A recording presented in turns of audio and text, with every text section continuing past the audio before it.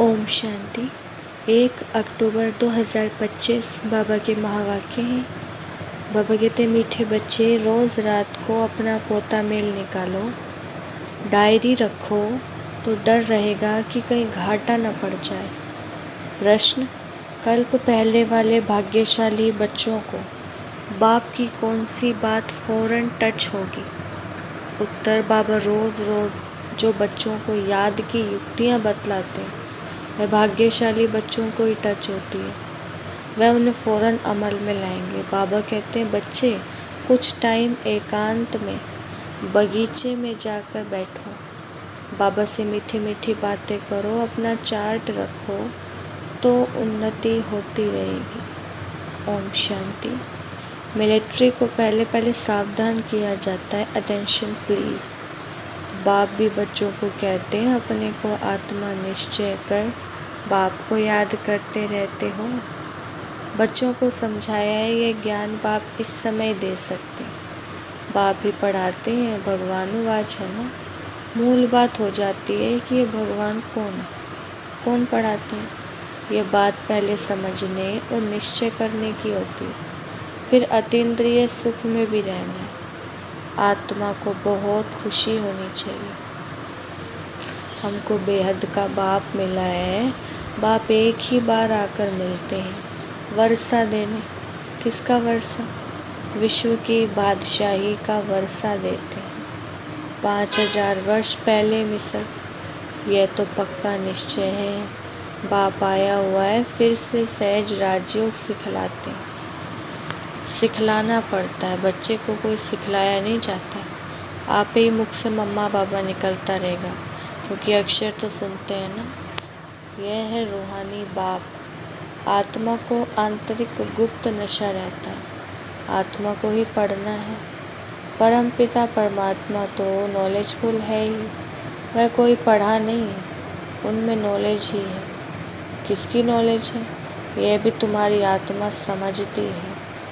बाबा में सारे सृष्टि के आदि मध्य अंत की नॉलेज, कैसे एक धर्म की स्थापना और अनेक धर्मों का विनाश होता है, यह सब जानते हैं। इसीलिए उनको जानी जाननहार कह देते हैं। जानी जाननहार का अर्थ क्या है, यह कोई भी बिल्कुल जानते नहीं है। अभी तुम बच्चों को बाप ने समझाया है कि यह स्लोगन भी जरूर लगाओ कि मनुष्य होकर अगर क्रिएटर और रचना के आदि मध्य अंत, ड्यूरेशन रिपीटेशन को नहीं जाना तो क्या कहा जाए। ये रिपीटेशन अक्षर भी बहुत ज़रूरी है, करेक्शन तो होती रहती है ना। गीता का भगवान कौन? ये चित्र बड़ा फर्स्ट क्लास, सारे वर्ल्ड में यह है सबसे नंबर 1 भूल। परमपिता परमात्मा को ना जानने के कारण फिर कह देते हैं भगवान के तो खूब रूप है। जैसे छोटे बच्चे से पूछा जाता है तुम किसका बच्चा, कहेंगे फलाने का। फलाना किसका बच्चा? फलाने का। फिर कह देंगे भाई हमारा बच्चा। वैसे ये भी भगवान को जानते नहीं तो कह देते हम भगवान हैं। इतनी पूजा भी करते हैं परंतु समझते नहीं। गाया जाता है ब्रह्मा की रात तो जरूर, ब्राह्मण ब्राह्मणियों की भी रात होगी। यह सब धारण करने की बातें हैं। यह धारणा उनको होगी जो योग में रहते हैं। याद को ही बल कहा जाता है। ज्ञान तो है सोर्स ऑफ इनकम। याद से शक्ति मिलती है जिससे विकर्म विनाश होते हैं। तुम्हें बुद्धि का योग बाप से लगाना है। यह ज्ञान बाप अभी ही देते हैं, फिर कभी मिलता नहीं। सिवाय बाप के कोई दे न सके। बाकी सब हैं भक्ति मार्ग के शास्त्र, कर्म कांड की क्रियाएं, उसको ज्ञान नहीं कहेंगे। स्पिरिचुअल नॉलेज एक बाप के पास है और वह ब्राह्मणों को ही देते हैं, और कोई के पास स्पिरिचुअल नॉलेज होती नहीं। दुनिया में कितने धर्म मठ पंथ हैं, कितनी मतें हैं, बच्चों को समझाने में कितनी मेहनत होती, कितने तूफान आते हैं, गाते भी हैं नैया मेरी पार लगाओ। अब सबकी नैया तो पार नहीं जा सकती, कोई डूब भी जाएगी, कोई खड़ी हो जाएगी। 2-3 वर्ष हो जाते हैं, कईयों को पता ही नहीं, कोई तो पुर्जा पुर्जा टुकड़े टुकड़े हो जाते हैं, कोई वहाँ ही खड़े हो जाते हैं। इसमें मेहनत बहुत है। आर्टिफिशियल योग भी कितने निकले हैं, कितने योग आश्रम हैं। रूहानी योग आश्रम कोई हो ना सके, बाप ही आकर आत्माओं को रूहानी योग सिखलाते हैं। बाबा कहते हैं ये तो बहुत सहज है, इन जैसा सहज कुछ भी नहीं। आत्मा इस शरीर में आकर पार्ट बजाती है। 84 जन्म मैक्सिमम है, बाकी तो कम से कम होते जाएंगे। ये बातें भी तुम बच्चों में कोई की बुद्धि में है। बुद्धि में धारणा बड़ा मुश्किल होती है। पहली बात बाप समझाते हैं, कहाँ भी जाते हो तो पहले पहले बाप का परिचय दो। बाप का परिचय कैसे देवें, इसके लिए युक्ति रची जाती है। वह जब निश्चय हो तब समझे। बाप तो सत्य है, जरूर बाप जो सत्य बात बताते हैं इसमें संशय नहीं लाना चाहिए। याद में ही मेहनत है, इसमें माया अपोजिशन करती है, घड़ी घड़ी याद भुला देती है। इसलिए बाबा कहते हैं चार्ट लिखो। देखो बाबा भी कौन कितना याद करते हैं, 1/4% भी चार्ट नहीं रखते हैं। कोई कहते हैं हम तो सारा दिन याद में रहता हूँ। बाबा कहते हैं यह तो बड़ा मुश्किल है। सारा दिन रात तो बांधेलियाँ जो मार खाती हैं वे याद में रहती होंगी। शिव बाबा कभी इन संबंधियों से हम छूटेंगे। आत्मा पुकारती है बाबा हम बंधन से कैसे छूटें। अगर कोई बहुत याद में रहते हैं तो बाबा को चार्ट भेजिए, डायरेक्शन मिलते रहते हैं। रोज़ रात को अपना पोता मेल निकालो, डायरी रखो। डायरी रखने से डर रहेगा हमारा घाटा ना निकल आए। बाबा देखेंगे तो क्या कहेंगे, इतने मोस्ट बिलवेड बाबा को इतना समय ही याद करते हो। लौकिक बाप को, स्त्री को तुम याद करते हो, मुझे इतना थोड़ा भी याद नहीं करते हो। चार्ट लिखो तो आप ही लज्जा आएगी। इस हालत में मैं पद पा नहीं सकूँगा, इसलिए बाबा चार्ट पर जोर दे रहे हैं। बाप को 84 के चक्र को जान जाएंगे तो फिर चक्रवर्ती राजा बन जाएंगे। आप समान बनाएंगे तो प्रजा पर राज्य करेंगे। यह है ही राजयोग, नर से नारायण बनने का एम ऑब्जेक्ट यह है। जैसे आत्मा को देखा नहीं जाता, समझा जाता है कि इनमें आत्मा है, यह भी समझा जाता है कि इन लक्ष्मी नारायण की जरूर राजधानी होगी। इन्होंने सबसे जास्ती मेहनत की है, तब स्कॉलरशिप पाई है। जरूर इन्हों की बहुत प्रजा होगी, ऊंचते ऊंच पद पाया है, जरूर बहुत योग लगाया, तब पास विद ऑनर हुए। यह भी कारण निकालना चाहिए कि हमारा योग क्यों नहीं लगता है। धंधे आदि के झंझट में बहुत बुद्धि चली जाती है, उनसे टाइम निकाल इस तरफ जास्ती ध्यान देना चाहिए। कुछ टाइम निकाल बगीचे में एकांत में बैठना चाहिए। फीमेल तो जा न सके, उनको तो घर संभालना। उन पुरुषों को सहज है, कल्प पहले वाले जो भाग्यशाली होंगे उनको ये टच होगा। पढ़ाई तो बहुत अच्छी है, बाकी हर एक की बुद्धि अपनी होती है।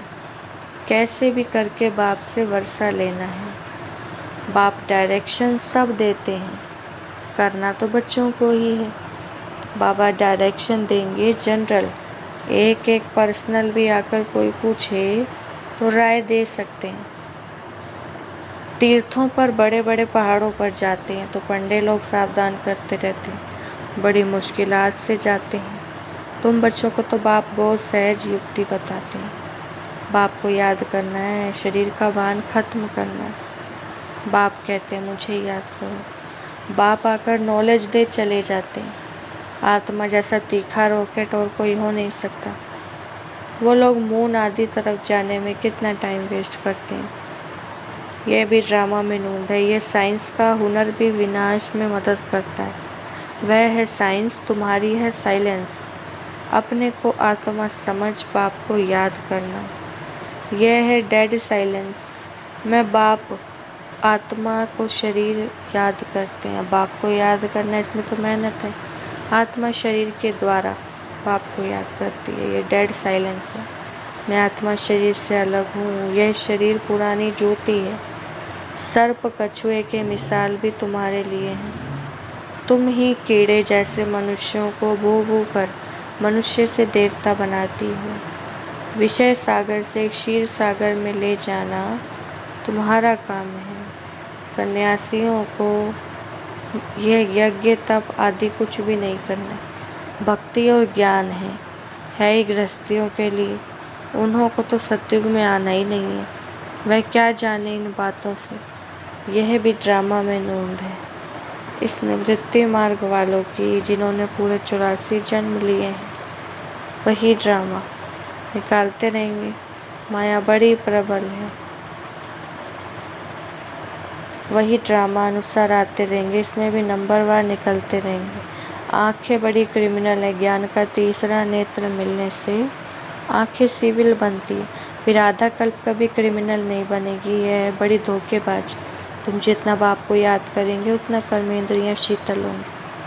फिर 21 जन्म कर्मेंद्रियाँ शीतल और चंचलता में नहीं आएगी। वहाँ कर्मेंद्रियों में चंचलता होती नहीं। सब कर्मेंद्रियाँ शांत सतोगुणी रहती है। देह अभिमान के बाद ही सब शैतानी आती है। बाप तुमको देही अभिमानी बनाते। आधा कल्प के लिए तुमको वर्षा मिल जाता है। जितनी जो मेहनत करते हैं उतना ऊंच पद पाएंगे।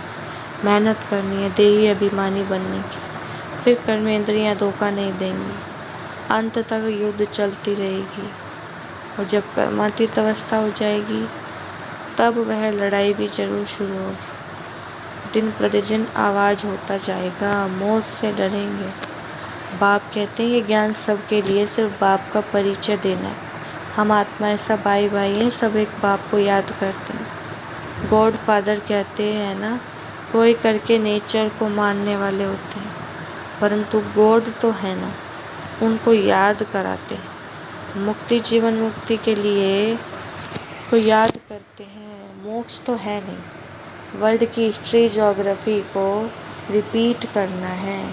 बुद्धि भी कहती है जब सत्युग था तो एक ही भारत था। मनुष्य तो कुछ भी नहीं जानते। इन लक्ष्मी नारायण का राज्य था ना।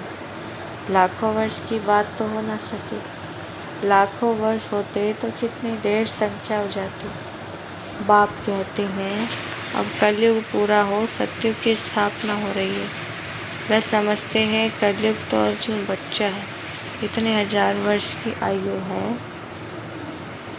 तुम बच्चे जानते हो ये कल्प है ही 5000 वर्ष का। भारत में यह स्थापना हो रही है। भारत ही स्वर्ग बन रहा है। अभी हम श्रीमत पर यह राज्य स्थापन कर रहे हैं। अब बाप कहते हैं माम एकम याद करो। पहला पहला शब्द है ये दो। जब तक बाप का निश्चय पहले नहीं होगा तब तक प्रश्न पूछते रहेंगे। फिर कोई भी बात होगा तो ले जो बात का उत्तर नहीं मिलेगा तो समझेंगे ये जानते ही नहीं। और कहते हैं भगवान हमको पढ़ाते हैं, इसलिए पहले पहले तो एक ही बात पर ठहर जाओ।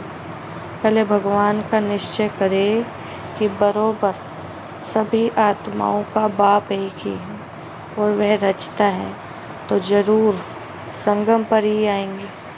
बाप कहते हैं मैं युगे युगे नहीं, कल्प के संगम युग पर आता हूँ। मैं हूँ ही नहीं सृष्टि का रचता, तो बीच में आकर कैसे आऊँगा।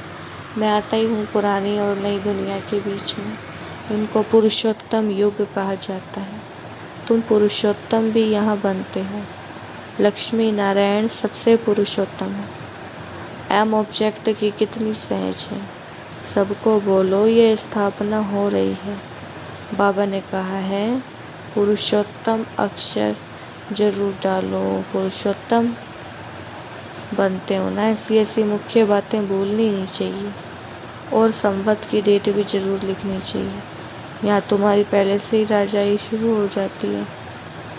तुम्हारों की औरों को देखो, राजाई पहले से नहीं होती है। अगर धर्म स्थापक आए तब उनके पीछे उनके धर्म की वृद्धि हो। करोड़ों बने तब राजाई चले। तुम्हारी बुद्धि तो है सूर्य से लेकर सत्युग में राजाई होगी।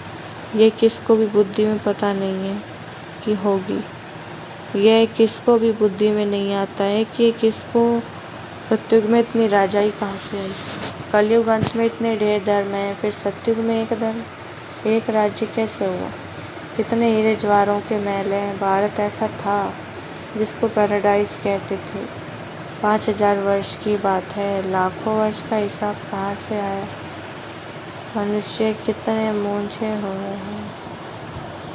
लाखों वर्ष कह देते हैं, अब उनको कौन समझाए? वे समझते थोड़े ही कि हम आसुरी राज्य में हैं।